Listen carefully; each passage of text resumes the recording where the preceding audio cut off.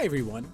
Welcome back to yet another Star Trek podcast. I'm Majeed, but you can call me the Pebble. I'm joined by my very good friends. To my right, and in a different state, we have Brad Prime, who is the number 2 Lego builder in his household. Brad, how you doing, buddy? Should I call you Mr. Pebble, or is a Little Pebble? Just the Pebble, please. The Pebble. Okay, the Pebble. So is this? I'm guessing this is a play off of like your idol, The Rock. But let's be honest.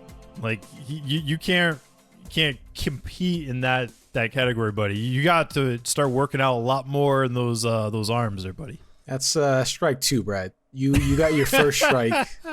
You got your first strike when we weren't recording. I just want everyone to know that Brad's on his second strike. 2 demerits down. I you know what? I expect nonetheless for myself. If I don't at least get a few deductions an episode, then it's not worth it. Right. What are you doing? We are also joined by Drew, who was honorably discharged from Section 31 and now pursues his dreams of building model spaceships in a bottle. Hi, Drew. Ships in a bottle. It's great fun. It is. How's it going? It's going good, man. It's going good. I am very happy to be here today. This is our 3rd episode. Yeah. And no one has heard any of it. yet. But we can do the whole Netflix thing. Just kind of drop everything at once. That's we Here's can a totally season. do that. Boom. Right. Yeah. 26 episodes done. So, right, this is exciting. They can binge it, man. They can binge it and just absorb it, right? Or they can unsubscribe quicker than anyone. Yeah, I know. Right. How do we have negative subscribers? I don't know.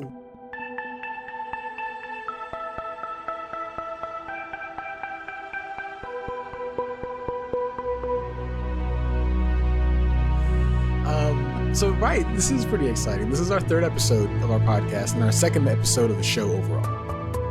This week we watched Season 1, Episode 1, titled The Man Trip. Not to be confused with that strip club in Tijuana that Brad took me to. This episode is actually the pilot episode of the show that aired on September 6, 1966. I'm trusting both of you guys watched the episode. I caught a little bit of it. Okay. All right. So in case you didn't, let's go through a little synopsis. The USS Enterprise arrives at planet M113 to deliver supplies to Dr. Robert Carter and his wife Nancy, whom Dr. Leonard McCoy was romantically involved with about 12 years ago. The Craters had been on M113 for approximately 5 years. Crater tells Kirk that the only thing they need are salt tablets and wishes to be left alone. Kirk, being the hero he is, insists they must need other supplies and must at least allow Dr. McCoy to give them physicals, check them out. While tending to Carter. Is it Crater or Carter? It's Crater. Yeah, I think it's Crater. Yeah, it's all right. I wrote this down. I should look at my notes. I did too, and I wrote down Dr. Crater and Dr. Carter like a moron. Anyway, while tending to Dr. Crater, crewman Darnell, a member of Kirk's landing party, is lured away and killed under mysterious circumstances. I call it the suction cup monster. That's a spoiler alert, buddy. After a space autopsy. Is that a thing? Space autopsy? It is now. All right. After a space autopsy suggesting that the details surrounding the death of the crewman was due to salt depletion, Kirk once again beams down to the planet seeking answers from Dr. Crater and Nancy with another landing party. Crewman Sturgeon is found dead by Dr. Crater while Nancy is shown kneeling over the body of Crewman Green. Nancy is then shown to shapeshift into Crewman Green, gaining access to the Enterprise. Let loose on board the USS Enterprise, the creature begins killing members of the crew by luring them, posing as someone they knew and trust, then draining their bodies with salt. Finally, the creature kills Dr. Crater and changes into Nancy, almost killing Dr. McCoy. Kirk and Spock, who have figured out the creature's secret, rushes to Dr. McCoy's quarters. After fighting with the creature, Spock is able to convince McCoy that this is not the real Nancy. McCoy is then able to kill the creature, saving the lives of Kirk and Spock. end of episode. That was a lovely synopsis, sir. I appreciate you doing a wonderful job with that. I feel like the suction cup monster thing was a very big emphasis to me, where it was the most hilarious way of death I could think of, where it's just like every time you see the dead body, suction cups, right, all over the face. Well, yeah, there's a reason for that, and this is like a real deep cut. I don't know if you guys are aware, but this episode was actually the start of Japanese tentacle porn. What? Brad loves Japanese tentacle porn. Oh yeah, of course. Brad, you should have known. Oh, Your my spider God. sense should have been tingling. I call bullshit. But wasn't this actually not the first episode that Correct. was not including the last one we watched, but I think this was like maybe the 7th episode they recorded. About 6. Yeah. I believe it was the 6th one. As far as the production order, this was the 6th one Boom. out of Yeah. the 80, but it was released first. I like thinking back, I can understand why they would do this. I want to see like the next episode, one that was actually done first, but like to me there was a lot of attributes in this episode that allowed to pull the audience in.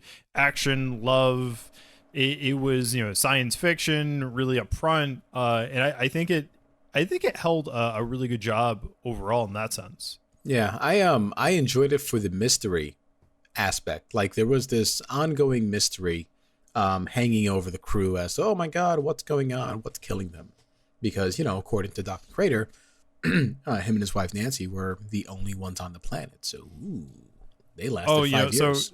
So that brings it up, like in the beginning, as soon as they land, it was Kirk, McCoy, and the other guy all see a different woman. Darnell. Darnell. Yeah. They all see like a different version of the woman, and I was like, oh no, it's not the same episode again. It's like somebody's messing with their minds. Yeah. I had to watch this episode twice, by the way, because like a moron, I'm over here trying to take notes and write down, you know, quips for today's episode, and completely missed crucial plot points. So I had to go back and watch the first 20 minutes. And I'm like, oh, okay, that makes sense.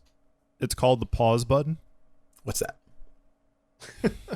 It's tough watching these episodes and taking notes, though. Like it can be really challenging. Yeah, it really was. I tried like writing them down, like pen and paper. And then I got like 4 sentences in and I'm like, no, screw this. I'm going to type it. Yeah, no, typing or voice chat.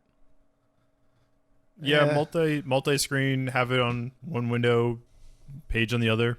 Just type it away. Wait, Or you can a watch this laptop on a and big TV? No. What? Listen, Brad's not allowed to use his TV right now. because I struggled. I think when we first decided to do this, guys, I struggled with the whole, okay, well, I can do all things. I'm going to be on the rowing machine at the gym while watching the episode. And I think we all agreed, or at least Drew and I agreed, that that's dumb. Yeah, I think that would probably be probably not the most effective way to watch this episode. Yeah, no, it wouldn't be. I think that, you know, if you were just watching this for your own enjoyment without having to try to analyze it like we are, then by all means. But as far as like trying to have like an actual conversation about it, maybe the gym isn't the best watching environment. It really isn't. Now, What would The Rock do? The best, I mean, clearly the way to do this is while you're driving. Oh God. I mean, that is a much better solution. No. This episode brought to you by Distracted Driving. Drew, that's not how you did it though, right, buddy? No, I watched it on my television with a laptop and a cat. Yeah, you know, I enjoyed this, man. It was the first episode. Well, obviously, you know, they're putting their best foot forward, I think, as a series premiere. And I wasn't expecting them to kind of nail the formula so early on in the series. You know, a lot of times with modern TV, particularly, It takes a little while for the cast to kind of find their footing and everything, but here we have the 6th episode produced in the series, the first one to go to air. And we know that there were a number of changes to the formula leading up to, or during the first 5 episodes. So I'm like kind of preparing myself to be a little disappointed. And what we ended up getting was a well-crafted story that had a clear plot thread from start to finish. We had characters that felt organic and like they enjoyed being in each other's company. Kirk and McCoy joking around with each other, and Spock kind of making his personality known, but also being willing to kind of step up to the plate and put himself out there when the situation arose. And I think they just kind of hit that perfect balance, and I could see why they chose to lead the show with this one. I couldn't agree more either, too. Honestly, it felt much more connected. You were able to get a lot more character development between the cast, which was really nice. And to your point, you can also see a lot better interactions between the different characters, too. Speaking of which, was Lieutenant Uhura hitting on Spock? Sure seemed that way. It totally was that way, yeah. Okay. I was actually going to bring that up if you weren't. So that was one of the talking points where I was like, that was not something I expected. And you know what? Thinking back at the J.J. Abrams run, and I can understand why he took that approach of having Spock and Uhura be like a couple in that series. And it makes a lot more sense to me now that I saw this episode even. Well, considering that he only watched one episode of Star Trek before he made the movie. Right. I think I've watched more Star Trek than J.J. Abrams. Probably. To me, this episode was leaps and bounds over the Cage. Especially now being 1 week removed from watching The Cage, I can say this felt like an episode, well, at least The Cage felt like an episode of The Twilight Zone, while The Man Trap felt like an actual sci-fi TV show. Something better than what we watched last week. I would agree with that. Definitely, it's felt more like the Star Trek that I've kind of grown up with, And I'm just going to address the elephant in the room. 1960s James T. Kirk was a handsome fellow. Like William Shatner was a very handsome guy. He does not look like the same. Like, and I would never think that he was that person. Like, no, he's a good looking lad. Yeah, and he looks a lot like what's his name, Chris Pine. Like I can see why they cast Chris Pine as it. They did a really good job casting, for the new movies, in my opinion. They all fit the role nicely. They all resembled the characters to enough of a degree where it was, not a illogical leap, Yeah, no, I totally agree. I do want to get a take on what your favorite part of the episode was, though, just to see how we are lining up on this. I would say, thinking back towards how the episode was, my favorite part was the ending, the fight sequence between. It was Spock fighting the monster, the hand-to-hand combat that just really appealed to me in so many different ways.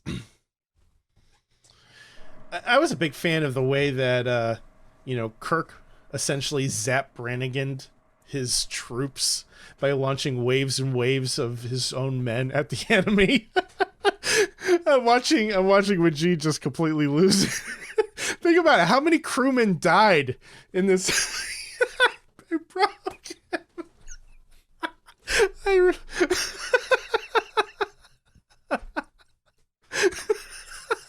God, that is such a good reference. Oh my God! Like, how does Zap Brannigan beat the Killbots? Oh, he just kept sending wave after wave of men until the battery shut off. How many people did this damn salt monster kill? And Kirk had at least 3 men on the planet die. A number of crewmen up on the ship died. Yeah. I dubbed the monster a salt chupacabra. I was calling it a salt vampire, so we're on the same page. I think the world did call it a salt vampire. I felt like we should go, a little more unique on it. So if we can refer to it as the salt chupacabra, make Brad really happy. We can call it a salt taker. All right. I don't care for Brad's opinion anymore. My notes also included referring to the two McCoys as the real McCoy and the salt McCoys. Oh my God. Snip that and put that online. That's definitely a keeper. Mm-hmm. My favorite part of the episode was seeing Spock and Kirk working together. Again, being coming from the 2009 version of the movies, you only see glimpses of that, and you hear old Spock Prime, talking about how him and Kirk were friends way back when. So seeing them actually work together was, it was lovely. Yeah, I mean, they the movies kind of do the show a bit of a disservice because, I mean, you haven't really seen the actual original series movies, I don't believe, right? But they lean heavily on that friendship that between Kirk, Spock, and McCoy specifically, which I think, you can kind of pick it up pretty quickly just watching the movies alone. I think they do a good enough job of establishing that, but having the background of the series certainly helps. Whereas with the newer films, they kind of force them into it pretty quick. It's not as smooth. Now, it does remain to be seen as we go further into the production cycle, how that's going to pan out with, the next episode. And once we start going to those first 5 that were produced, kind of curious. I think to me, that's the big challenge, because we're seeing the 6th episode after the cast and crew has had time to work together, and they've built relationship probably on and off set. And at this point, this is a point where they're comfortable with each other. So we're maybe getting into more of those uncomfortable situations where it may just be a little awkward between the characters when we start to watch those true first episodes. Yeah. By the way, we didn't get everybody, right? We didn't see Scotty. No. Okay. I think wasn't there a moment where he was on the communicator though? I don't remember about that. Or Chekhov. Chekhov wasn't there. I don't believe Chekhov shows up in the first season though. Oh, really? Yeah, he wasn't in. He wasn't in the whole series. I want to say he's season 2 forward. That I did not know. Let me confirm that for you before I have. Right now, there's a billion Trekkies that are yelling at their car stereo.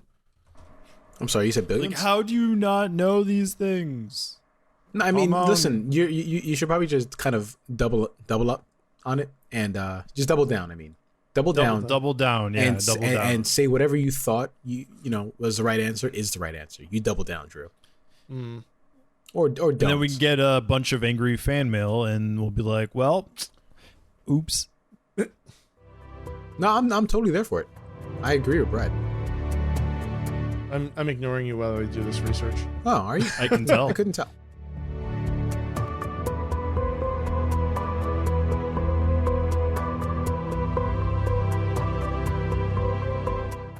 So Majeed, what was your favorite part?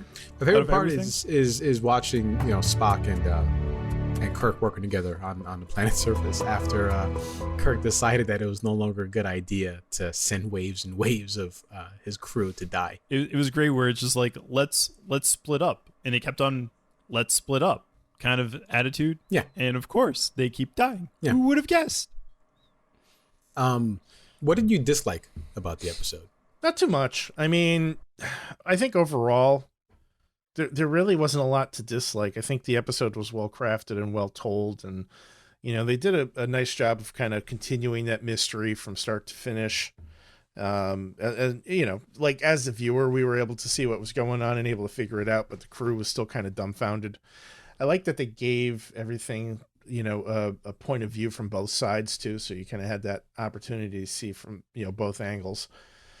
But I mean, as far as things that didn't like, I mean, salt is kind of a weak vice or necessity, I suppose. But I think it's something that people can identify with, so I'm willing to let it go. One time. Just this one time. Yeah. What about you, Brad? Well, I think to your point, Drew, with the salt, like I think that's one of the more common knowledge potentially that people had, as opposed to some of the other scientific backgrounds on other things.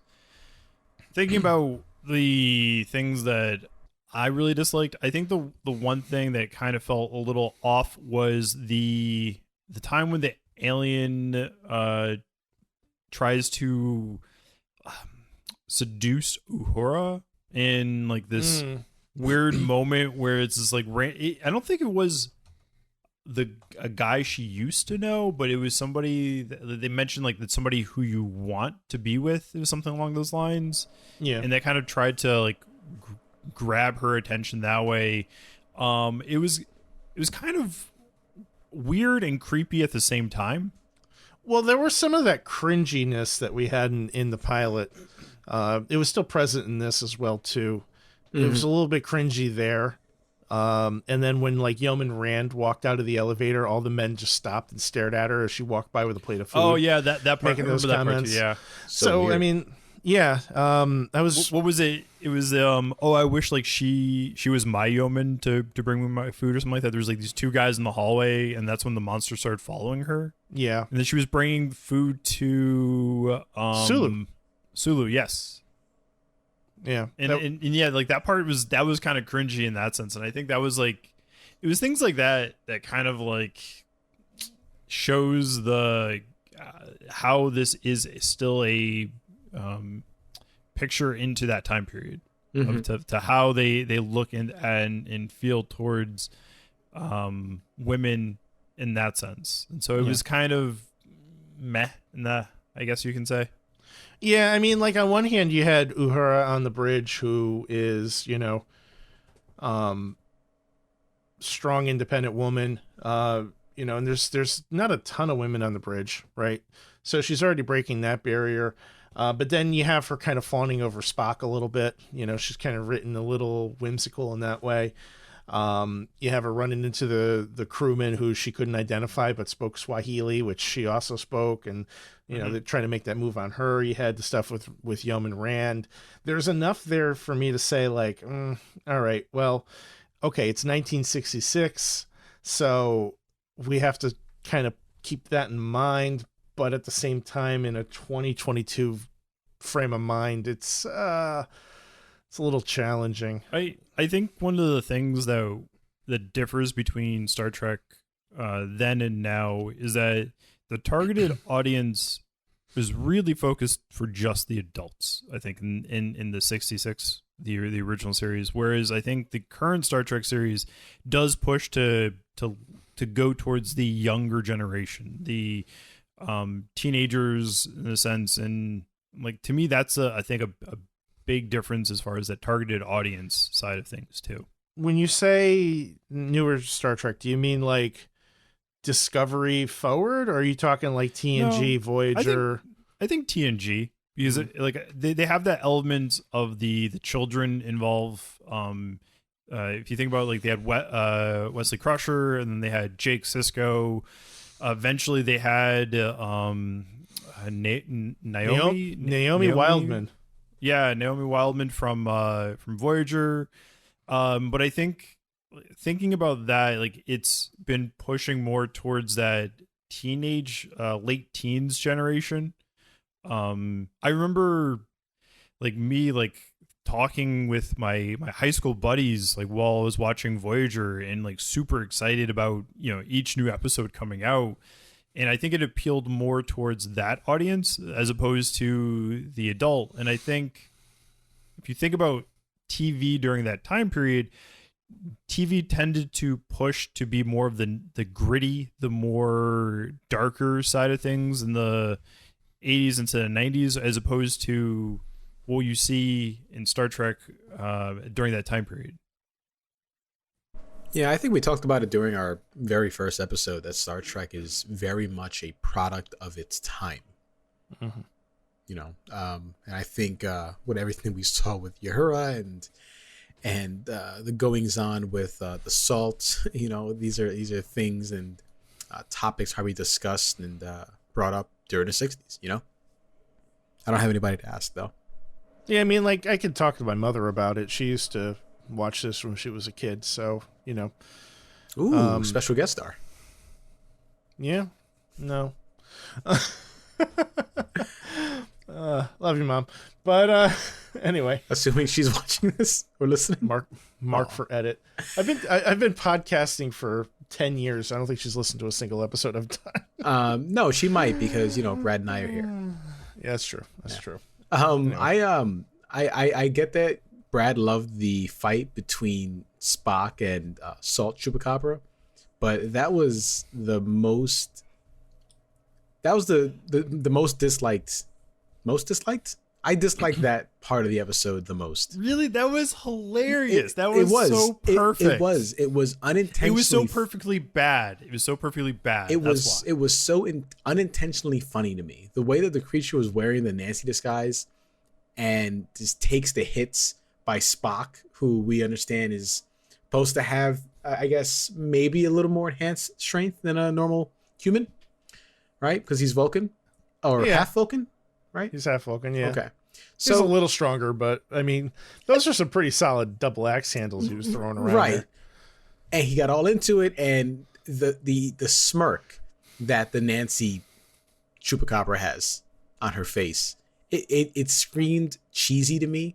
But you guys warned me about this. You guys warned me about the cheesiness. I should have been better prepared, but it was my most eye-rolling moment of the episode. I did not like that.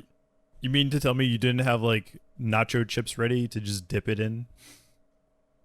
So, just really quick, I made nachos on Sunday. They didn't make it to the game. They didn't make it to the Super Bowl. Those were gone while watching a movie. I said, "There's no way I'm gonna be able to save this. They're so good," and I was so hungry. Big mistake, by the way. I had nothing to eat during the game. Oh, yeah, that sucks. So you ate an entire plate of nachos that was designed for a party group by yourself. I refuse to answer that question, Brad. You should know better than to ask me that. That's strike 3. That's another demerit, Brad. See, we're all keeping track. This is a new record for you. Let's be honest. If I can't make 5, then it's not worth trying. That's fair. We all need goals. Hashtag squad goals. So this is our first introduction to most of the main cast of characters that I assume we'll be following through the rest of the season, right? Uhura, Spock, George Takei, Sulu. Takei. George Sulu. Chekhov wasn't in there. No. Scotty or Welshie wasn't there. But I mean, these are the characters we're going to be following, and I'm pretty excited. And because this is my first exposure to these versions of the characters, I can't stop comparing them to the portrayals from the 2009 reboot. Did you guys have a similar type of experience watching these characters on screen? I'm gonna go with no, mainly because these are the characters I kind of grew up with watching the movies that they were in, and so it felt very connected to those movies. Thinking about the Abrams series, it's Calvin Timeline, I believe, if I remember correctly, that feels so foreign to me in comparison. So it's the opposite.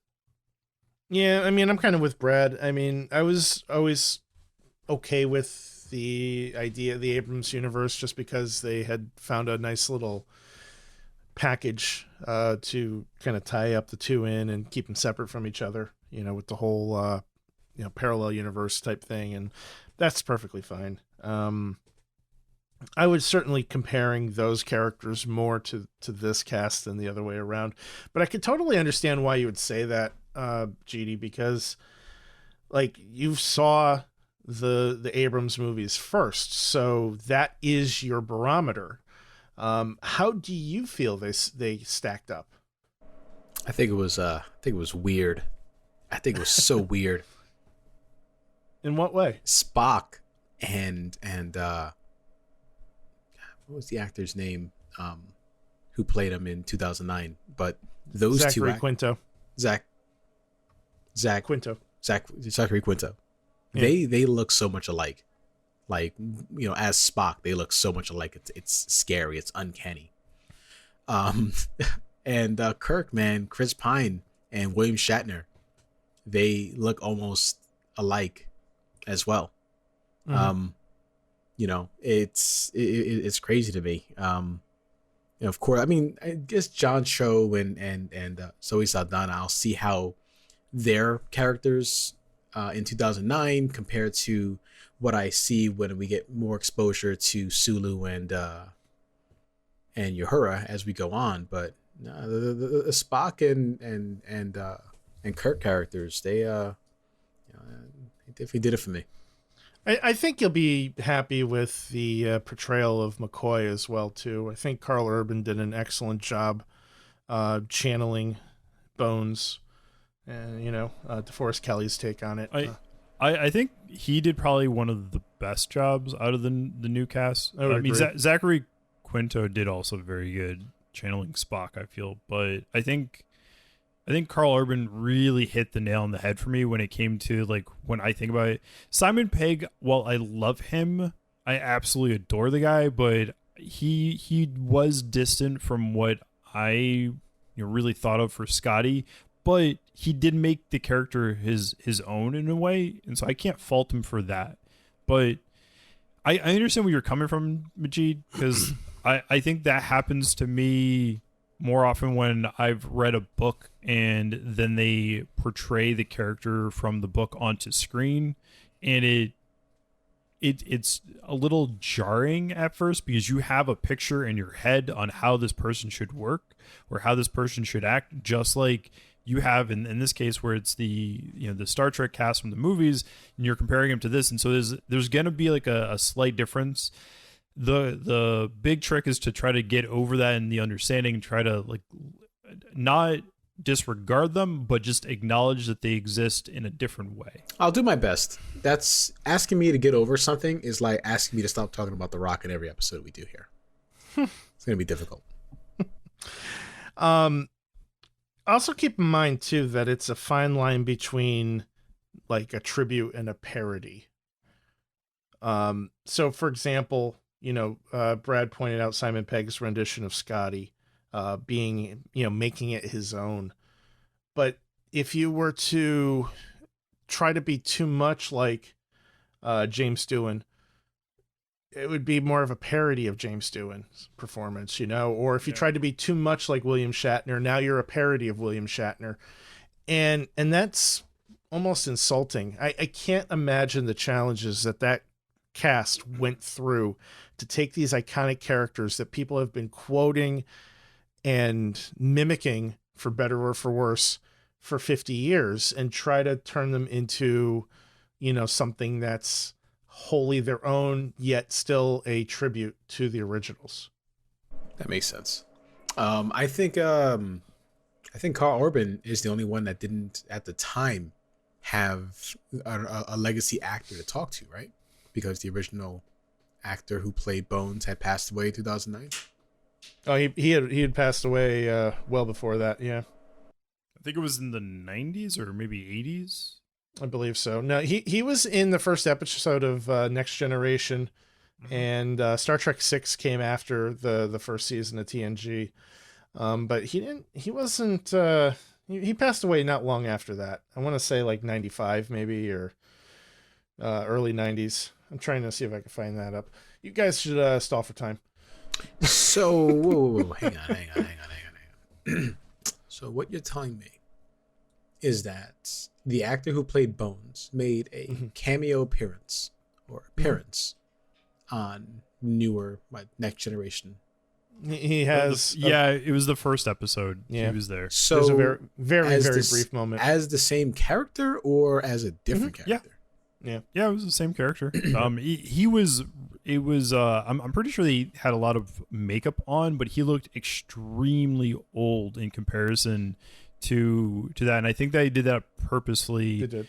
Because of the episode or Star Trek 6 Undiscovered Country. And Drew, can you correct me if I'm wrong, but I don't really remember him showing up in Generations. No, it was the only one that was in Generations. Well, you had Kirk, you had McCoy, and no, I'm sorry, you had Kirk, Scotty, and Chekhov in Generations, right? Chekhov, yeah. So that was them. I don't think passing the torch. Yeah. that was their official, because Generation was the first TNG movie, but it starts off with the original cast kind of setting the stage, and then stuff happens. Go fast forward to future kind of thing. But it is very much a passing of the torch. Yeah. Oh. That makes me excited. That's so we have X number of TOS to get through, and then we can start the movies. Just so you know, there's a giant leap from that Undiscovered Country, Star Trek 6. Generation goes downwards, then goes to First Contact, which is immediate drastic upwards. Just so just make sure you have your expectations set if we ever get to that point. So First Contact was with the Next Generation crew, right? Because Yes. okay. Yes, that is I correct. remember Jonathan Frakes' beard. Oh, Frank's gotta love that guy. By the way, DeForest Kelley passed away in 1999. Rest in peace, Bones.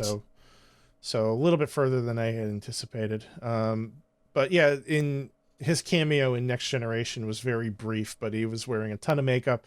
And keep me in mind that it's about 100 or so years after the events of, the original series. So, however old he was in TOS, add 100 to that, and that was his age in Next Gen, which isn't uncommon. They address people in Star Trek as being, able to outlive our current age span. So Centurions, Yeah, that's not uncommon at all. they can do all that. You know what? Even if we we don't make it this, knock on wood, if this podcast doesn't make it to the movies, I think as a group we should still watch them, because that's intriguing to me. That concept of passing the torch, I love that. Honestly, like your point is, if we don't get the chance to finish the series, but I do think it would be fun to at least watch all 6 of the movies, and then hell, actually we could watch all of the movies, the entire run, and it would still be fun, because there's enough character building that you don't really need to watch the entire series to get an understanding of it. I think the movies are done very well overall in the general sense. Just for the record, my OCD is breaking right now, and none of this is allowed.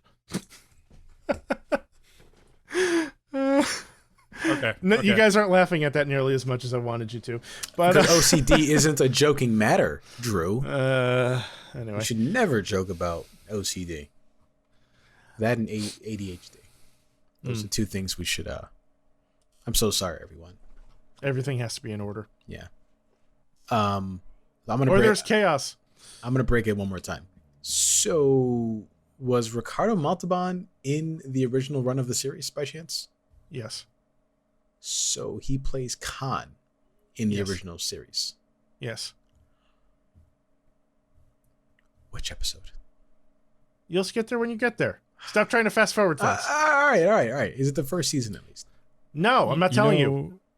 You know the character Mud from Discovery? Stop it, Brad. What's Mud again? I forgot who Mud was.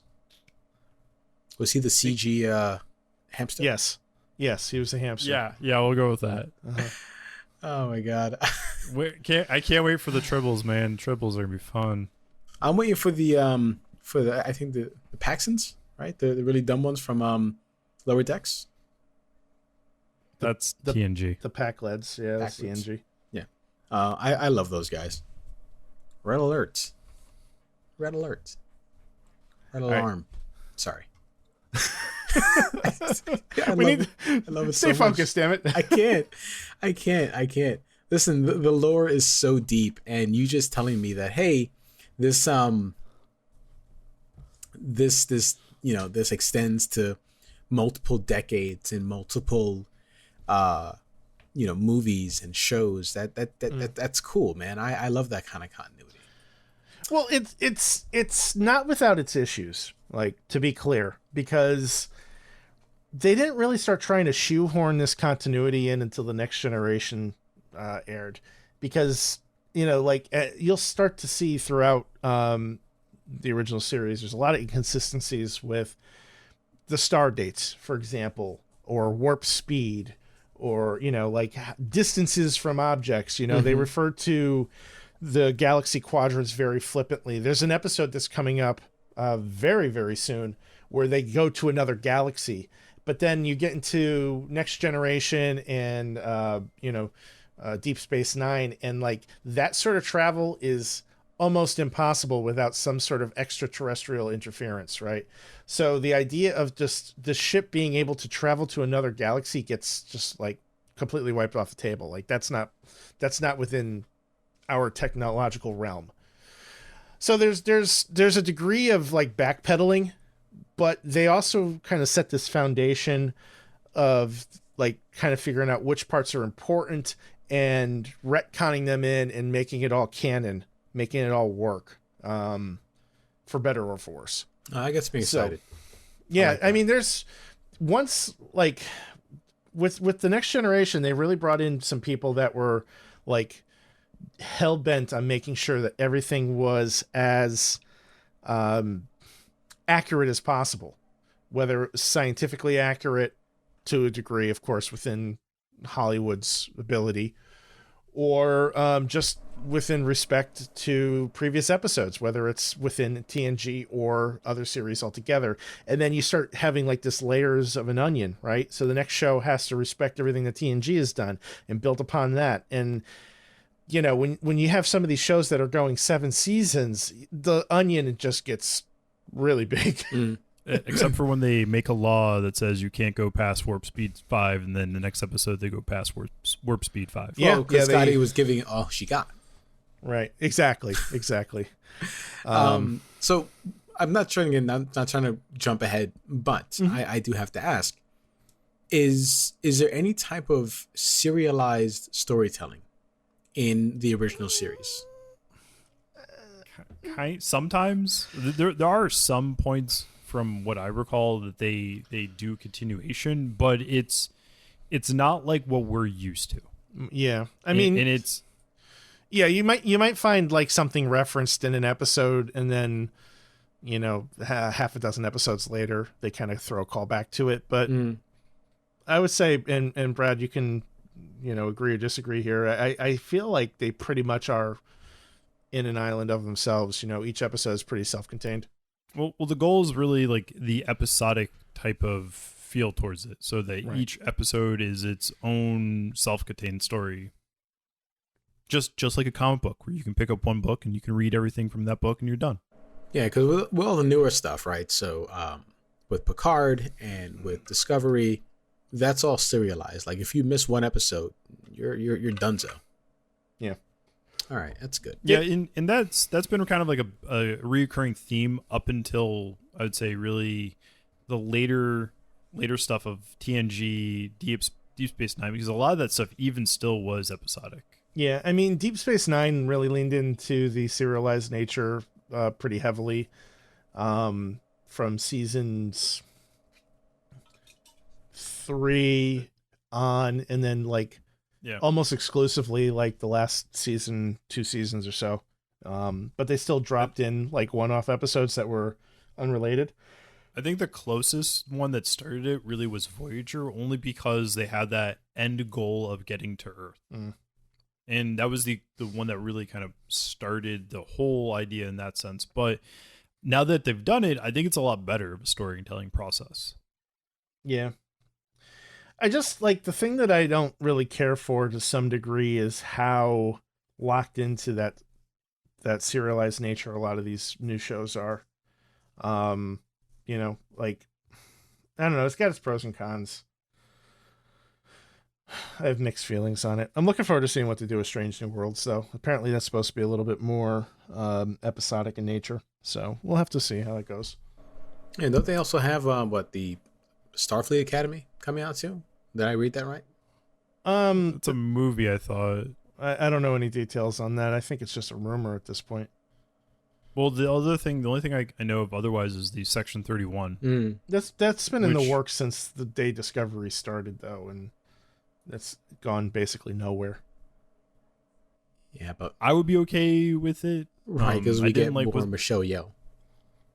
Yeah, that's the only reason why I would watch it. But was it the Tyler? Ash was Tyler. The other Ash Tyler. I didn't care for that guy. I hated that guy. I love him. God, Drew, that's strike one. Him. No, he's hilarious. You know what? I take that strike back. You are entitled to your incorrect opinion. Don't even go there.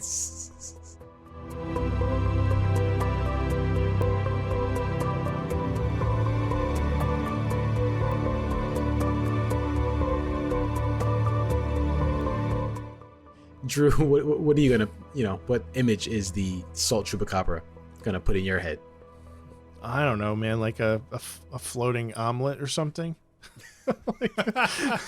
That's a good answer. Hot fudge sundae. Hot fudge sundae with chocolate and fudge. Yeah. Breakfast. I thought of that. I thought of that question last night. Like, man, what are they gonna put in my head to lure me away? It's gonna be pretty easy. I'm pretty vocal about it. That's The Rock. Mm-hmm. Sorry, it's gonna be The Rock. Hey, you wanna spot me? I'm like, yeah, of course. And then I die. Could be. You know what? Maybe it would be Jonathan Frakes. You're like, that's also a safe answer. Oh goodness. What'd you guys think of the costumes in this? How'd you feel about the costume of the Salt Chupacabra? It was. I thought that was great. It was less of a costume and more of something a furry would wear to a party. Thinking about the time period as to when this came out, I thought it was very well done. Yeah. I know their budget is god awful compared to what we have nowadays, and to me, I thought it fit the style of the show, in my opinion. I was impressed. I was not expecting it to be as solid as it was. I mean, like, I'm staring at a picture of it right now, and like, they did a pretty good job, I think.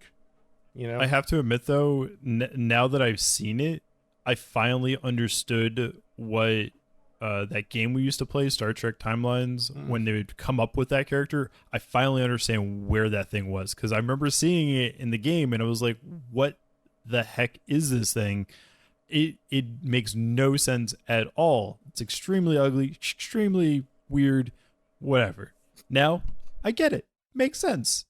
That's pretty cool. I didn't know that was ever in the games, but I didn't even know that there was a game called Star Trek Timeline. So I learned two things tonight. So Brad, it's a mobile game. Brad and I used to play it, and it's definitely one of those like pay to win type games, but it's a lot of fun, and they pull characters from all the series and some pretty obscure ones. This one's being one of them.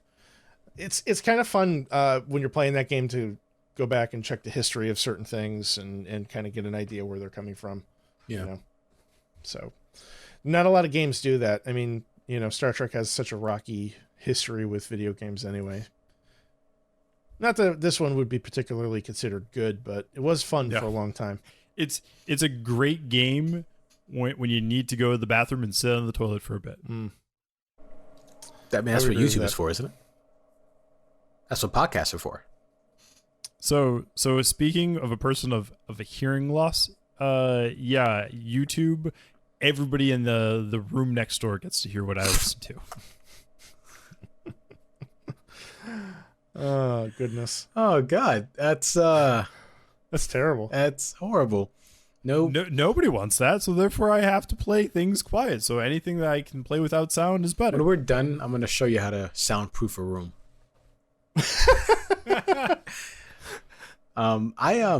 So the Salt Chupacabra aside, the other costumes so of the actual crewmen. I noticed it was a very thick material compared to, again, I hate to keep making a comparison, but it's the 2009 reboot. The costumes are much heavier and just they look like they're burning up inside of it. It's like it was made of wool. But at the same time, were there no red shirts back then? Was that not a trope? I don't think the trope had been established quite yet. See, here's the thing, right? So I'm going to go a little deep with you here, GD. The colors of the uniforms correspond to what division the crewman works in. So in the original series, gold was considered command division. Red was considered operations. So you're looking at either engineering or security. And then blue was considered the sciences, medical, research, regular science, whatever. So that's where the red shirt trope kind of comes into play, because the red shirts were always the security officers, which would be beamed down with the phasers, and they would ultimately die. In this episode, the trope I don't think had really been ironed out yet. Plus, if you think about it, the first guy that beams down with them, they're bringing down a doctor to examine them, so it makes sense that they would have also another scientific officer with them, because they weren't expecting any sort of hostile situation. Yeah. So Darnell, if I recall correctly, was wearing blue. Yeah, he was. Yeah. So it stands to reason that he was probably, some sort of a medical officer to some degree, somebody that could probably assist McCoy, even though they never said it in the episode. Yeah, I mean, honestly, it seemed like McCoy was just annoyed with Crewman Green. Well, was it Green? No, Darnell. Crewman Darnell. Yeah, Green was the one that the creature mimicked and then beamed up with. Yeah. Yeah, Darnell was the one I was like, oh man, she's totally hot. You look like someone I visited a planet with way back when. It was like the pleasure planet. This guy beams down to this husband and wife's house. The wife walks outside and she shakes her ass at him, and then the two of them go traipsing off together. Is that how that works? Back in the 60s, I think it did. Oh my God. He's lucky he didn't get shot by the husband. Like with a shotgun. Yes, with a shotgun. With a double barrel. Get away from my darn dear wife. Oh goodness. So I enjoyed the man trap a lot more than I enjoyed the cage, and it was a really smart decision by the network to make the man trap the very first episode. It showed the dynamic between Spock and Kirk, and the relationship between Kirk and McCoy, and how much of a jerk or heroic Kirk could be. Whether he's yelling or putting down his team and then apologizing to 2 scenes later, or sacrificing them on the planet's surface. It definitely, it was a good introduction to these characters, and it makes you want to tune in the next week to see how these people evolve. You guys agree that it was better than the cage? Yeah. Oh yeah, I definitely think it was far surpassing the cage in that sense. To your point, every single connection there was a lot better of communication between the characters, a lot more chemistry, and I guess that's the question that I am gonna have is when we get to those those original first 5 episodes that were originally produced, is there gonna be that same level of chemistry or that same level of quality that we're seeing in this one episode? But I definitely agree that was a good episode to pick to get audiences hooked into this series during that time. Yeah, 100%. I mean, for me, I think this was a much better start to the series proper. The characters all had personalities. They felt authentic. They acted like they cared, for each other and for their job. Kirk took the captain's role very seriously. Yeah. He was upset that he had crewmen that were dead. He was insistent that they get to the bottom of this. It wasn't just like a flippant thing that happened. He felt like he belonged in the captain's chair in a way that Pike really didn't in the cage. Yeah, Pike didn't want to be in the captain's chair. You know, Pike wanted to be out. Pike wanted to be on vacation with a green slave girl. Exactly. You know, I also enjoyed the camaraderie with Kirk and McCoy. I liked how Uhura was trying to get to know her crewmates a little bit better. I liked the camaraderie with Sulu and Rand. You know, I felt like the stalkerish nature of the men towards the women was a bit cringy and heavy-handed, but overall, vast improvement from the cage. And it's easy to see why they chose this to be the first airing episode of the show. There was a mix of action, logic, emotion. It basically nailed all the Trek tropes. Good. Yeah. What about you, Brad? What do you think? I definitely can't mirror enough what Drew just said. This really did help feel much more of an actual Star Trek episode. It to me felt like the same type of message that you could get from TNG or Deep Space Nine or one of the other series, and it really helped provide more context towards the actual situation, being in space, to have the characters further develop, all that. I think that was a really big win for them by airing this episode in that general sense. Majeed, how about yourself, man? How'd you feel? I hated the cage. I hated the cage to the point where I said, my God, why are we doing this? And just within the first 5 minutes of watching The Man Trap, I said, okay. You know that Vince McMahon meme where he's growing in excitement? Yeah. So I got to the third Vince McMahon face expression during that episode because it was, it just grew and it built upon this mystery, this murder mystery. I love mysteries. I love murder mysteries.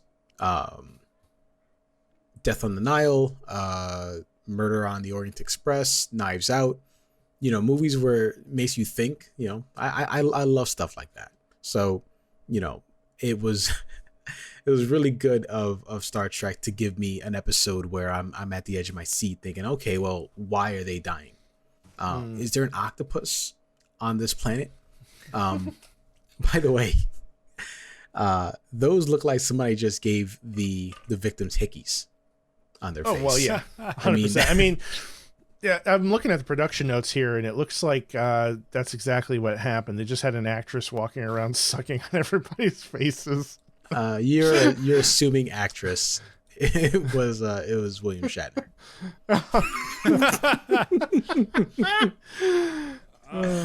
But yeah, I agree with you, man. Like to me, like thinking about the cage and how the comparison, like I remember talking with Drew afterwards, after we recorded the last episode, and I was just so deflated after we watched or did the episode for the cage, because it was such a big mood shift comparison to how this is. And this one is something that I felt so much more connected with, much more like entertained, and it was something that, okay, yeah, I want to watch the next episode now.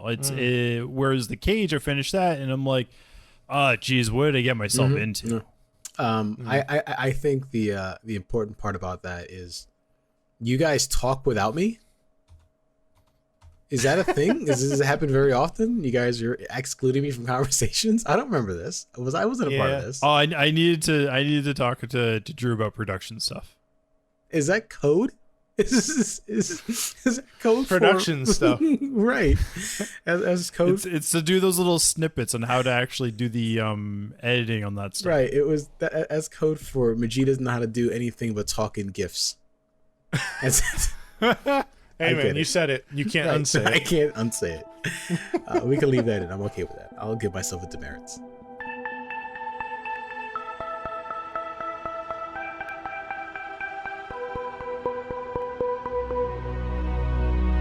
So, on a score, if we were to rate this episode, guys, on a scale of 1 to 10, Where would you put this? I would probably give it a 7. That's all right.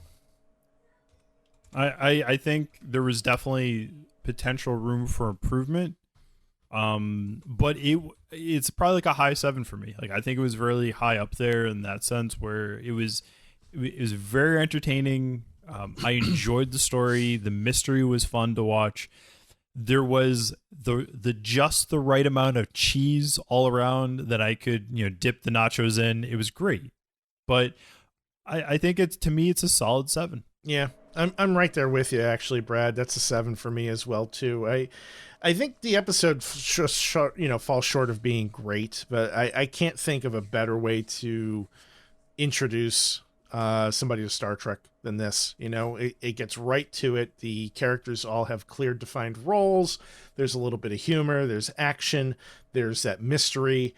There's that little bit of scientific element that Star Trek has always leaned on. I think it's a wonderful mix, and I really enjoyed it. Loved watching this episode. Yeah, I'm right there with you guys. A 7, a very solid 7. It's just such a solid episode. Like, it took chances with the fight scenes, but it basically ticked all the boxes for the formula going forward. The friendships, the relationships between the crewmen, Kirk and Spock, that friendship, everything they knew what they were doing. The first 5 minutes I was hooked, like I was saying before, as compared to the Cage, where it's like I'm 45 minutes in and I'm finally starting to be engaged. This one had me hooked almost immediately. Yeah, makes the same here. Like, it was such an easier episode to watch. Yeah. I hope next week's the same. Next week we have episode 2 titled Charlie X. This is not about Charlie Kelly, by the way.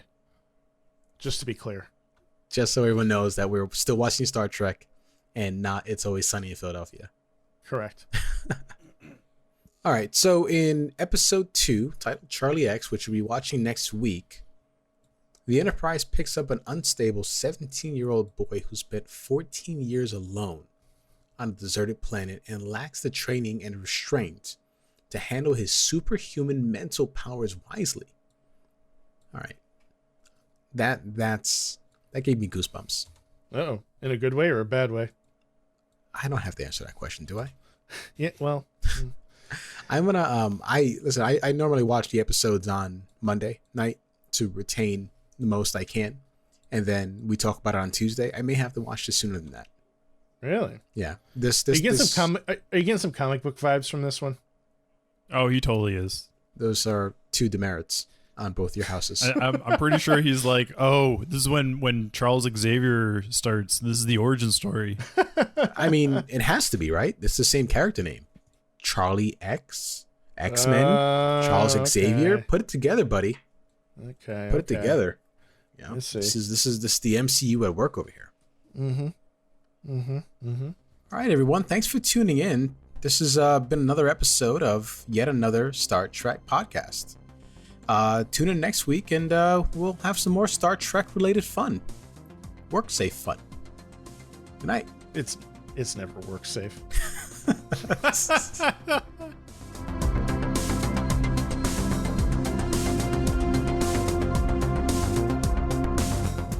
Thanks for listening to yet another Star Trek podcast. We're a part of the Retro Sessions Network. This episode was recorded on February 15th, 2022, and is hosted by Brad, Drew, and Majeed. Drew fixes everything in post to make us sound good. Our music, Warp Speed and To the Stars, was written and performed by William Grobelar Music. Be sure to check him out on SoundCloud. We'll have the link in the show notes. Want to check us out on social media? We're just about everywhere. At Yet Another ST Pod. Want to drop us a line? Email us. yetanotherstpod@gmail.com. Next week, we'll be watching episode 2 titled Charlie X.